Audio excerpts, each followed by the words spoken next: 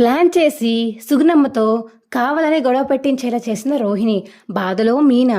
అసలు బాలు ఇదంతా ఎలా జరిగిందో కనుక్కుంటాడో లేదో తెలుసుకోవాలనుకుంటే ఇప్పుడే మా ఛానల్ తప్పకుండా సబ్స్క్రైబ్ చేసుకుని మా వీడియోని ఒక లైక్ చేయండి. పక్కనే ఉన్న గంట సింబల్ మీద క్లిక్ చేసి నోటిఫికేషన్స్ ఆల్లో పెట్టుకోండి.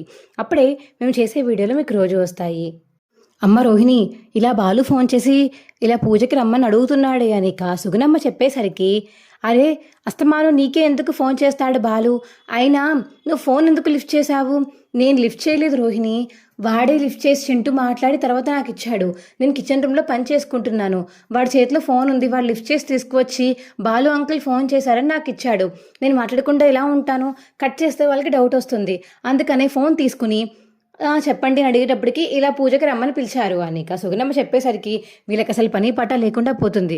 ప్రతిదానికి మీరు ఎందుకు గుర్తొస్తారు అని రోహిణి అంటుంటే, కొంతమందికి విశ్వాసం ఉండకపోవచ్చే, కానీ కొంతమంది మనుషులకి మనసాక్షి విశ్వాసం అన్నీ ఉంటాయి. వాళ్ళు అందరినీ సమానంగా చూస్తారు. డబ్బున్న వాళ్ళు ఒకలాగా, డబ్బు లేని వాళ్ళని ఒకలాగా చూడరు. అయినా కొంతమందిలో దూరం కూడా పెట్టరు అని సుగుణమ్మ అంటుంటే, ఏంటి ఇప్పుడు కౌంటర్గా నువ్వు నన్నే అంటున్నావా?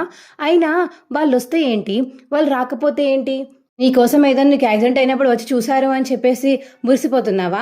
తర్వాత నేను చూసుకోవాల్సింది నేనే.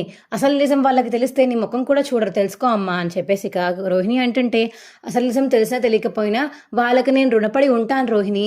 వాళ్ళు నేనెవరో తెలియకపోయినా, నేను అసలు ఎవరో వాళ్ళకి అసలు ఏమి తెలియకపోయినా నా కోసం నన్ను కాపాడారు. మా ఇంటికి వచ్చారు, చింటూని దత్తత తీసుకుంటానని అడిగారు. అసలు వాళ్ళకి ఏం అవసరం ఉందని ఇలా చూసుకోవాల్సిన అవసరం వాళ్ళకి లేదు. నా కోసం మొన్న ఇలా నాకు హార్ట్ అటాక్ వచ్చినప్పుడు కూడా ఇంటికి వచ్చి ఫ్రూట్స్ అవన్నీ ఇచ్చారు. కానీ నీకులాగా మా అత్తయ్య గారు తిడతారు, మా ఆయన తిడతారు అని చెప్పేసి వదిలేసి వెళ్ళిపోలేదు. ఇంటికి వచ్చి దగ్గరుండి అన్నీ చేసి వెళ్ళింది నాకు మీనా.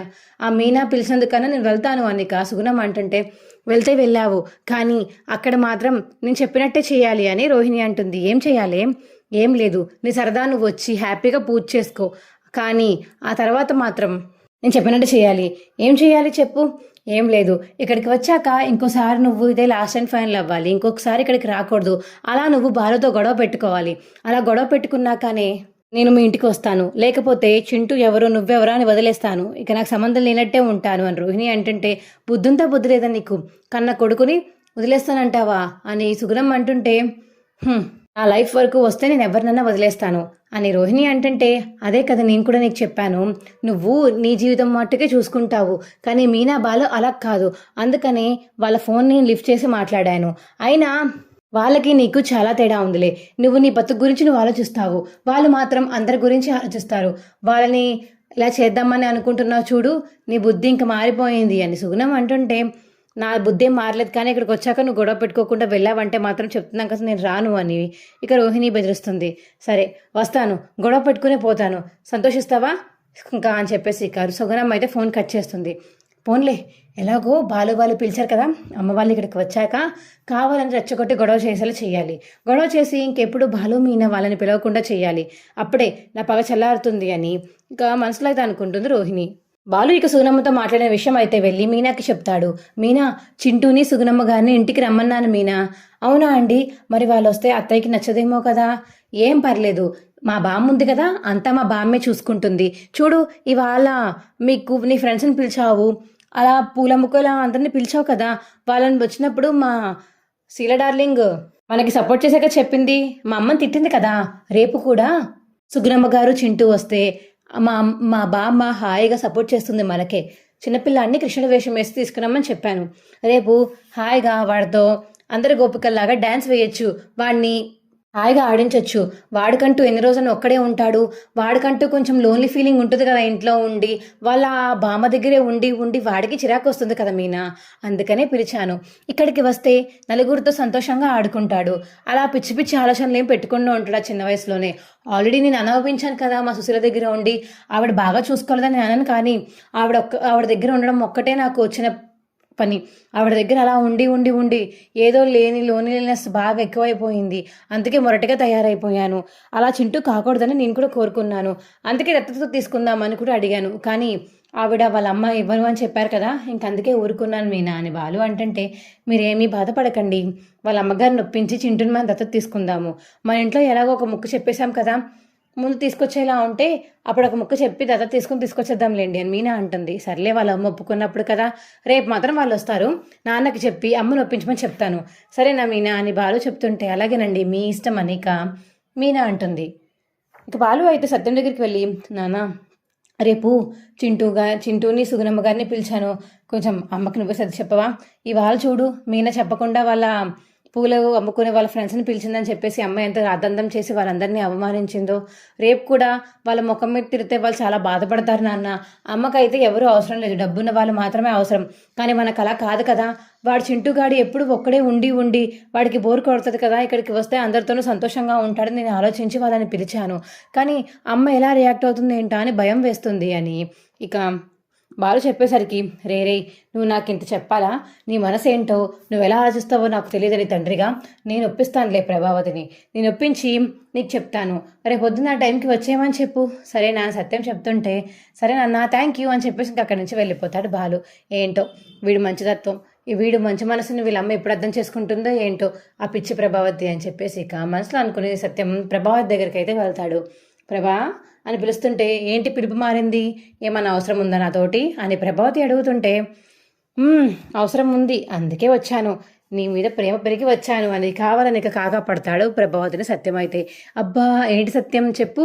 ఏం లేదు, రేపు చింటూ గారు సుగుణమ్మ ఇద్దరు వస్తున్నారంట, వాళ్ళు కోసం అని చెప్పేసి నేను పర్మిషన్ అడుగుదామని వచ్చాను. ఏంటి ఇవాళ తీసుకోలేని పర్మిషన్ ఇంకా రేపటి దానికి కోసం పర్మిషన్ తీసుకున్నారా, లేకపోతే పూలగంప వచ్చి చెప్పిందా అని ప్రభావతి అంటుంటే, అలా మాట్లాడకు పబ్బి, నేను వాళ్ళకి మాట ఇచ్చాను, నా మాట పోతుంది కదా నీకు సత్యం అంటుంటే, సరే సత్యం నువ్వు ఇంత ప్రేమగా అడుగుతున్నావు కాబట్టి ఒప్పుకున్నానులే అని ప్రభావతి అంటుంది. అమ్మయ్య ఒప్పేసుకుంది అని ఇక సత్యం అయితే బయటికి వెళ్ళి ఇక బాలు దగ్గరికి వెళ్ళి బాలు ఎక్కడ ఉన్నాడో చూస్తాడు. ఇక బాలు కనిపించకపోయేసరికి మీనాని పిలిచి, మీనాని పిలుస్తుంటే అప్పుడే మీనా వస్తుంది. ఏంటి మావయ్య. ఏం లేదమ్మా మీనా, మీ అత్తయ్యని ఎలాగోలా ఒప్పించేశాను, మీ అత్తయ్య ఒప్పుకుంది. దేనికోసం మాట్లాడుతున్నారు. అదే సుగుణమ్మ గారిని చింటూనే పిలుస్తానని చెప్పాడంట కదా బాలు. మర్చిపోయాను, అవును మాట్లాడారా, అత్తయ్య ఒప్పుకున్నారా. ఒప్పుకున్నారు, మీరు వాళ్ళు వచ్చినా సరే మీరేం భయపడక్కర్లొద్దు, రేపు ఏమైనా మాటలు మాట్లాడితే అప్పుడు చెప్పాను దాని సంగతి, నేను ప్రస్తుతానికి మాత్రం వాళ్ళు రావడానికి ఒప్పుకుంది అని ఇక సత్యం చెప్పేసరికి, థ్యాంక్ యూ సో మచ్ మావయ్య అని మీనా అంటుంది. సరేనమ్మా అన్ని ఏర్పాట్లు జాగ్రత్తగా చేసుకో, దగ్గర నుండి చూసుకో అని సత్యం అక్కడి నుంచి వెళ్ళిపోతాడు. ఇక మీనా అయితే రేపు పూజకి కావాల్సిన ఏర్పాట్లన్నీ చేసుకుంటూ ఉంటుంది. అప్పుడే ఇక బాలు వస్తాడు. ఏమండి అత్తయ్య సుగుణమ్మ గారు చింటూ రావడానికి ఒప్పుకున్నారంట అని మీనా చెప్పడంతో, అవునా ఒప్పుకుందా, మావయ్య గారు ఒప్పించేశారు. అవును నాకు తెలుసు మా నాన్న సంగతి, అందుకే మా అమ్మకి డైరెక్ట్గా చెప్తే గొడవ పెడుతుందని మా నాన్నతో పంపించాను. బోన్లే ఆ మ్యాటర్ సాల్వ్ అయిపోయింది, ఇక రేపు వాళ్ళు వచ్చిన బాధ లేకుండా ఉంటుంది అని బాలు అంటుంటే, అవునండి వాడు కూడా ఎప్పుడూ ఒక్కడే ఉంటాడు, నాకు వాడిని చూసి చాలా బాధ వేస్తుందండి. ఏం పర్లేదు మీనా, రేపు హ్యాపీగా ఎంజాయ్ చేస్తాడు వాడు, కృష్ణుడి వేషం వేసుకొని రమ్మన్నాను, హ్యాపీగా డ్యాన్సులు వేస్తూ జాలీగా చేసుకుందాం ఈ పండుగని, పిల్లలు ఉంటే చాలా బాగుంటుంది ఈ బొమ్మల పూజకి తెలుసా అని బాలు అంటుంటే, అబ్బో మీకు చాలా తెలుసండి అని మీనా అంటుంటే, నీకన్నా ఎక్కువ కాదులే అని బాలు అంటాడు. ఇక పూజకని సర్దేసుకున్నాక ఇక అందరూ పడుకుంటారు. తర్వాత రోజు మార్నింగ్ లేచి స్నానాలు చేసి ఇక పూజ స్టార్ట్ చేస్తుంది మీనా అయితే. ఇక ప్రభావతి వాళ్ళ స్కూల్లో వాళ్ళు, రోహిణి ఫ్రెండ్ విద్య, మీనాకి సంబంధించిన వాళ్ళందరూ వస్తారు. ఇక చింటూ సుగుణమ్మ రాకపోయేసరికి అలా డల్గా ఉంటుంది మీనా అయితే. ఏంటే ముఖం అలా వేలాడేసి కూర్చున్నావు, పూజ చేయడం ఇష్టం లేదా అని ప్రభావతి అడుగుతుంటే, అదేం లేదత్తయ్య అని మీనా అంటుంది. ఓహో మీ అమ్మ నీ కొడుకు ఇంకా రాలేదేంటా అని చూస్తున్నావా అని ప్రభావతి అంటుంటే, ఏంటి నోటికేసి అంత వస్తే అంత మాట్లాడతావు, వాళ్ళకంటూ పేర్లు ఉన్నాయి కదా, వాళ్ళ పేర్లు పెట్టి పిలువు అని బాలు అంటాడు. సర్లే వాళ్ళు రాలేదని బాధపడుతుందా ఏంటి, అవును ఇంకా వాళ్ళు రాలేదేంటా అని చూస్తుంది, నీకు నీకు దగ్గర బాధపడిందా, ఎందుకని అందరి ముందు కావాలని మాట్లాడతావు, ఎన్నిసార్లు చెప్పినా ఇంకా నోరు మూయదా అనేది అని చెప్పేసి బాలు అంటుంటే, సర్లే నాకెందుకు కానీ ప్రశాంతంగా పూజ చేసుకోండి అని ప్రభావతి అంటుంది. అప్పుడే ఇక సుగుణమ్మ చింటూ అయితే వస్తారు. మీనా ఆంటీ బాలు అంకుల్ అని ఇక కృష్ణుడి వేషం వేసుకుని చింటూ రావడంతో, అబ్బా కృష్ణుడు ఎంత ముద్దుగా ఉన్నాడు అని ఇక బాలు ఎత్తుకుని ముద్దు పెడతాడు చింటూకి. మీనా కూడా ముద్దు పెడుతుంది చింటూకి. ఏంటి ఇంత ఆలస్యమైంది, మీరేమన్నా పెద్ద బిజినెస్ అనుకుంటున్నారా, లేకపోతే ఎక్కడి నుంచి రావాలనుకుంటున్నారా, పక్కన ఊరే కదా, రావడానికి ఇంత ఆలస్యమైంది అని ప్రభావతి అంటుంటే, అదేం లేదండి వీడి పొద్దున్న లెగలేదు, వీడికి ఇలా కృష్ణుడి వేషం వేయించి తీసుకురమ్మని బాలు చెప్పాడు, అందుకని ఇలా వేసి తీసుకొచ్చాను, అందుకే లేట్ అయింది అని ఇక సుగుణం అంటుంటే, వయసు అయిపోతుంది కదా, మీరు మాత్రం ఎన్ని పనులు చేస్తారులే, మీ కూతురు ఎక్కడుందో ముందు మీ కూతురుని రప్పించి మీ మనవణ్ణి మీ కూతురు చేతిలో పెట్టండి అని ప్రభావతి అంటుంటే, ప్రభా వాళ్ళ విషయం వాళ్ళు చూసుకుంటారు, పూజకి వచ్చారు కదా నోరు మూసుకుని కూర్చోండి అని సత్యం చెప్పేసరికి ఇక సైలెంట్ అయిపోతుంది ప్రభావతి. అయితే ఇక చింటూ అయితే పూజలో కూర్చుంటాడు. ఇక రోహిణి వంక అలా చూస్తూ ఉంటాడు. రోహిణి కూడా చింటూని చూసి అబ్బాయి ఎంత ముద్దుగా ఉన్నాడు అని చెప్పేసి ఇక మనసులో అయితే అనుకుంటుంది రోహిణి. పూజ చేశాక ఇక చింటూ చేతి అయితే అందరికీ ప్రసాదం ఇప్పిస్తుంది మీనా. ఇక చింటూ అయితే అందరికీ ప్రసాదాలు ఇస్తూ ఉంటాడు. దానికోసమే అప్పుడు ఇక రోహిణి దగ్గరికి వెళ్తే రోహిణి అయితే ప్రసాదం తీసుకుని పక్కన పెట్టి చింటూని హక్ చేసుకుని ముద్దు పెట్టుకుంటుంది. చాలా బాగున్నట్టు ఇంకా కళ్ళలో కళ్ళు పెట్టి అలా చూస్తూ ఉండిపోతుంది చింటూని. ఇక ఇంట్లో వాళ్ళందరూ అలా చూసి, ఏంటమ్మా ఏమైంది అంతలా రియాక్ట్ అవుతున్నావు, వాడు నీ కొడుకు కాదు కదా ఎందుకలా రియాక్ట్ అవుతున్నావు అని చెప్పేసి ఇక ఇంట్లో వాళ్ళు అడుగుతుంటే, అబ్బే అది అది అని చెప్పేసి అలా ఉండిపోతుంది రోహిణి అయితే.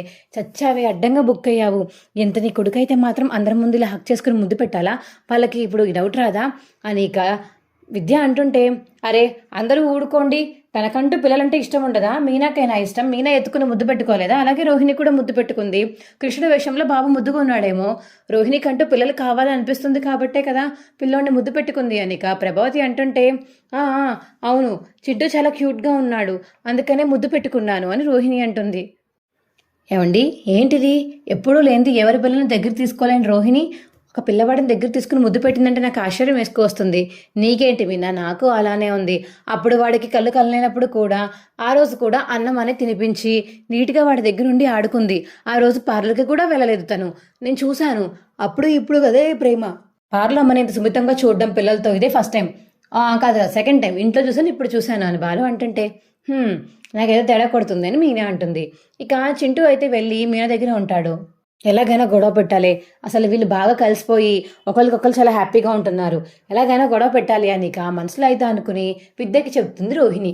ఇప్పుడు ఎందుకు గొడవలు పెట్టడం, హ్యాపీగా ఉన్నారు కదా అందరూ, అవసరం ఆ గొడవ పెట్టడం అని విద్య అంటుంటే, లేదే గొడవ పెట్టాల్సిందే, లేకపోతే వీళ్ళు మళ్ళీ మళ్ళీ పిలుస్తూనే ఉంటారు, వీళ్ళు మళ్ళీ మళ్ళీ మా అమ్మ వాళ్ళు వస్తూనే ఉంటారు, అలా వచ్చినప్పుడు చింటూ ఏదో రోజు నన్ను అమ్మ అని పిలిస్తే ఇంకా నా పని అయిపోయినట్టే, ఈ ఇంట్లోంచి నన్ను బయటికి గెంటేస్తాడు మనోజ్ కూడా, మనోజ్ని ముందున దారిలోకి తెచ్చుకోవాలి, ఇంకా పూర్తిగా టోటల్గా నా దారిలోకి వచ్చేసాక అమ్మ అనే పదం ఎత్తకుండా ఉంటే అప్పుడు ఖచ్చితంగా నేను చింటూ గురించి మా అమ్మ గురించి అంతా చెప్పి ఇక అన్నీ చెప్పి హ్యాపీగా కలిసి ఉంటాం మేము అని రోహిణి అంటుంటే, ఇదంతా జరిగే పనేనంటావా, మీ అత్తయ్య అసలు దెబ్బకి మీ అమ్మని చూస్తేనే రెచ్చిపోతుంది, అలాంటిది మీ అమ్మని వీళ్ళందరూ యాక్సెప్ట్ చేయగలుగుతారా, నీకు ఆల్రెడీ పెళ్ళయి ముందే బాబు ఉన్నాడంటే నాకు మనోజ్ యాక్సెప్ట్ చేస్తాడని మాత్రం అనిపించట్లేదే, వాళ్ళ అమ్మ మాటే వింటాడు ఎప్పుడు చూసినా మనోజ్ అనే విద్య అంటుంటే, మారుతారే మనుషులు ఎప్పుడు ఒకేలా ఉండరు కదా, మారుతారు అని విద్యతో అంటుంది రోహిణి. సరే ఎవరి నమ్మకాలు వాళ్ళవంటారు కదా, నీ నమ్మకం నీ ఇష్టం, సరే అలాగే పోరాడుతూ ఉండు అని చెప్పేసి ఇక విద్య అంటుంది.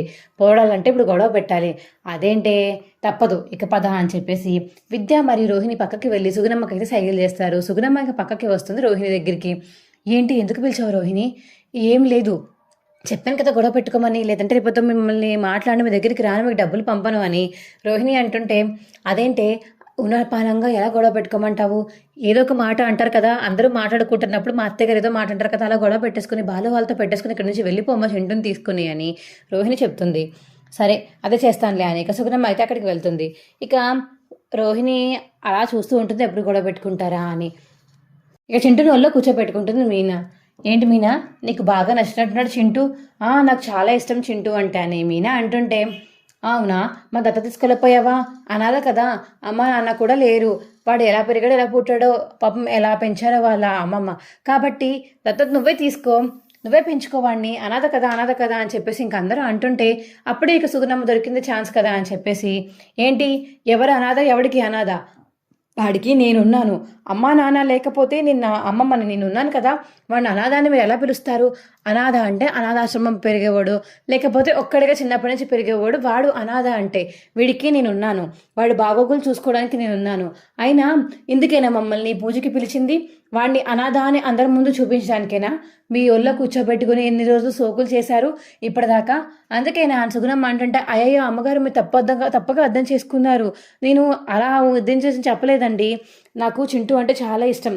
చింటూని దత్తత తీసుకుందామని అనుకున్నాను, వీళ్ళందరికీ తెలుసు, అందుకని అలా అడిగారు అని మీనా అంటుంటే అదంతా నాకు అనవసరం అమ్మా. ఇంకోసారి మమ్మల్ని ఏ పూజకి పిలవకండి. ఎందుకని ఇలా పిలిచి అవమానిస్తారు మమ్మల్ని? మేము పేదవాళ్ళము, డబ్బున్న వాళ్ళం కాదు. మీ అత్తయ్య గారు ఎప్పుడు మమ్మల్ని అలా అవమానిస్తూనే ఉంటారు. డబ్బున్న వాళ్ళని ఒకలాగా, డబ్బు లేని వాళ్ళని ఒకలాగా చూడడం మీ ఇంట్లో అందరికీ అలవాటే కదా. ఇంకొకసారి నన్ను కానీ చింటూని కానీ మీ ఇంట్లో ఏ కార్యక్రమానికి పిలవకండి. మీరు మమ్మల్ని కలవడానికి రాకండి, చింటూ గురించి అడగకండి. అర్థమవుతుందా అని ఇక సుగుణం అంటుంటే ఎందుకండి అంతలా కోప్పడుతున్నారు అని బాలు అడుగుతుంటే కోప్పడకపోతే ఏం చేయమంటారు? అందరికీ తిను అనాథ అనాథ అని చెప్పుకుంటూ తిరుగుతున్నారు. తను అనాథ కాదు, తనకి నేనున్నానని చెప్తున్నాను కదా, అయినా మీకు వినిపించడం లేదా? మీకు అంతగా సింపతి కార్డ్ ప్లే చేసుకుని అందరి ముందు అలా మీరు గొప్ప అని చూపించుకోవాలనుకుంటే చూపించుకోండి, అంతేగాని చింటూని మాత్రం అందరి ముందు అనాథ అనాథ అని చెప్పేసి అనకండి అనిక సుగుణమ్మ అనేసి చింటూని తీసుకుని బయటికి వెళ్ళిపోతుంది. అయ్యో ఏంటండి ఇది ఇలా జరిగింది అనిక మీనా అయితే బాధపడుతూ బాలుని అడుగుతుంటే ఏమో మీనా, సడన్గా ఇప్పుడు ఇంత రియాక్ట్ అవుతారని అనుకోలేదు, అయినా ఇంతలా రియాక్ట్ అవ్వడం ఏంటి అని చెప్పేసి ఇక బాలు మీనా అనుకుని మీనా అయితే ఏడుస్తూ ఉంటుంది. సుగుణమ్మ అయితే చింటూని తీసుకుని బయటికి వెళ్ళిపోయి సుగుణమ్మ అయితే బాధపడుతూ ఏడుస్తూ ఉంటుంది. అయ్యో అమ్మమ్మ, మీనా ఆంటీని ఎందుకని అంతలా తిట్టేశావు? తప్పు కదా, మీనా ఆంటీ బాధపడి ఏడుస్తున్నారు. నేను ఏడుస్తున్నాను రా, అది నీకు కనపడటం లేదు. ఎవరికి చెప్పుకోవాలి నా బాధ నీకు సుగుణమ్మ అంటుంది. మరి నువ్వు బాధపడేలా ఉంటే మీనా ఆంటీని ఎందుకని అన్ని మాటలు అన్నావు అని చింటూ అంటుంటే తప్పక అన్నాను రా, తప్పలేక నువ్వు ఇక్కడికి రావాల్సిన అవసరం లేదు, పద వెళ్ళిపోదామని ఇక సుగుణమ్మ మరియు చింటూ అయితే విద్యా వాళ్ళ ఇంటికి వెళ్ళిపోతారు. ఇక అక్కడున్న రోహిణి అయితే అమ్మయ్య నేను అనుకున్న గొడవ చేసి వెళ్ళింది మా అమ్మ, సంతోషం. ఎలా చేస్తుందో చేయదా అని ఆలోచిస్తూ ఉండిపోయాను. ఇవాళ మా అమ్మ మంచి పనే చేసింది, ఇంకొకసారి వీళ్ళు వాళ్ళింటికి వాళ్ళు వీళ్ళింటికి రారు వెళ్ళరు అని చెప్పి మనసులో అనుకుంటుంది రోహిణి. అయితే అన్న పనే చేసింది కదా ఇది, పాపం మీన ఎంత బాధపడుతుందా అని విద్య మనసులో అనుకుంటుంది.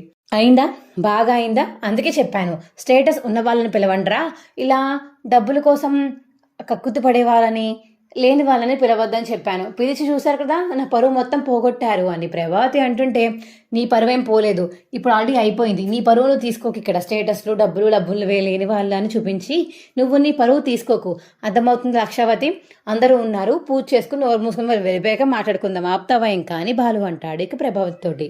మీనా అయితే ఇక బాధపడుతూ ఉంటుంది. పూజ చేశాక ఇక అందరూ వెళ్ళిపోతారు. అందరూ వెళ్ళిపోయాక మీనా బాధపడుతూ ఉంటుంది. రేయ్ అందరూ వెళ్ళిపోయాడు కదా, ఇప్పుడు అనొచ్చా? నేను చెప్పాను వాళ్ళని పిలవద్దని, అందుకే ఇలా ఉంటుంది, వాళ్ళని పిలిచి మరీ తిట్టించుకున్నట్టుంది, మీరు బాగా అయిందిలే, మీకు జరగాల్సిందే అని ఇక ప్రభావతి అయితే అంటుంది. ఇక మీనా అయితే అలా బాధపడుతూ కూర్చుని ఉంటుంది. విద్య రోహిణి పనుందని చెప్పేసి విద్య వాళ్ళ ఇంటికి అయితే వెళ్ళిపోతారు. అక్కడే సుగుణమ్మ చింటూ ఉంటారు. చింటూ చాలా బాగున్నవి గెటప్లో అనిక రోహిణి అయితే అంటుంది, అమ్మ చాలా బాగా చేసావమ్మా, అనుకోలేదు ఇంత బాగా గొడవ పడతావు నువ్వు అని చెప్పేసి ఇక రోహిణి అంటుంటే చీ నన్ను ముట్టుకోక చేతి ఇవే. ఏమ్మా ఏమైంది? నీ వల్లే ఆ మంచి మనసు ఉన్న మీనాని గాయపరిచాను, తను ఎంత బాధపడుతుందో నేను అంతే బాధపడుతున్నాను, తను చాలా మంచిది, తనని ఎన్ని మాటలా తిరిగిన ఒక్క మాట కూడా అనలేదు, ఎందుకు గొడవ పెడుతున్నాను తనకు అర్థం కాకుండానే అక్కడి నుంచి వచ్చేసాను అని బాధపడుతూ చెప్తుంది సుగుణమ్మకి రోహిణికి. అమ్మా నువ్వు తన గురించి ఏం బాధపడాల్సిన అవసరం లేదు, మీకు నేనున్నాను కదా, నేను చూసుకుంటాను మిమ్మల్ని అని రోహిణి అంటుంది. అబ్బాయి చాలా బాగా చూసుకున్నావులే, నీకన్నా ఇంకా మీనా బాగా చూసుకుంటుంది, మొత్తం నిజం చెప్పేసి మీనాకి అసలు చింటూని ఇచ్చేయాల్సింది, తప్పు పని చేశాను నేను నమ్మి, అనవసరంగా గొడవ పెట్టుకున్నాను, తను ఇప్పుడు ఎంత బాధపడుతుందో ఏంటో అని ఇక సుగుణమ్మ అంటుంటే అమ్మ ఆపుతావా ఇంకా? వాళ్ళ కోసం నువ్వు బాధపడతావేంటి? అవునే, నా కోసం వాళ్ళు బాధపడినప్పుడు లేనిది వాళ్ళ కోసం ఇప్పుడు నేను బాధపడకూడదా? నీకేం తెలుసులే, మనసు లేని రాయివి నువ్వు, ఇలాగే ఉంటావు ఎప్పటికీ అని ఇక సుగుణం అంటుంది. మా వీడియో మీకు ఎలా అనిపించిందో కింద కామెంట్ సెక్షన్లో తెలియచేయండి. మా వీడియో కనుక నచ్చితే మా వీడియోని లైక్ చేసి తప్పకుండా మా ఛానల్ సబ్స్క్రైబ్ చేసుకోండి. పక్కనే ఉన్న గంట సింబల్ని క్లిక్ చేసి నోటిఫికేషన్స్ ఆల్లో పెట్టుకోండి. అప్పుడే మేము చేసే వీడియోలు మీకు రోజు వస్తాయి. ఇలాంటి మరిన్ని వీడియోస్ కోసం మా ఛానల్ సబ్స్క్రైబ్ చేసుకోవడం మాత్రం మర్చిపోకండి. Bye friends.